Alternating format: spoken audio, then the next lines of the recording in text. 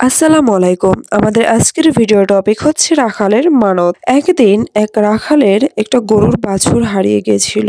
বিস্তর খোঁজাখুঁজি করেও বাছুরটাকে পাওয়া গেল না। আল্লাহর কাছে মানত করবে যে তার হারানো বাছুরটা যাতে পাওয়া যায়। জঙ্গলের মধ্য দিয়ে যাওয়ার সময় রাখাল দেখতে পেল এক সিংহ ঝর্ণার ধারে তার হারানো বাছুরটাকে মুখের থাবায় নিয়ে বসে আছে। রাখাল তখন বুঝতে পারল বাছুরটা সিংহের মুখেই গেছে। আল্লাহর নামে মানত করে ছাগল ছানাটাও লোকসান হবে, এখন মাজার শরীফে মানত করাটাও বৃথা যাবে। তার থেকে একটা কাজ করি।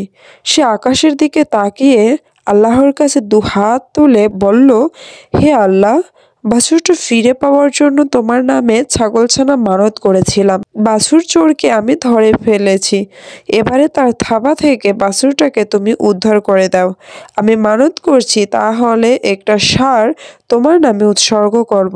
হে আল্লাহ, তুমি আমার বাছুরটাকে ফিরিয়ে দাও। উপরিউক্ত গল্প থেকে আমরা এটাই বুঝতে পারলাম যে বিপদ মুক্ত হওয়ার জন্য মানুষ সৃষ্টিকর্তার কাছে অনেক কিছুই দেওয়ার শপথ করে, কিন্তু যখন বিপদ কেটে যায় তখন কৌশলে তা এড়িয়ে যাওয়ার চেষ্টা করে।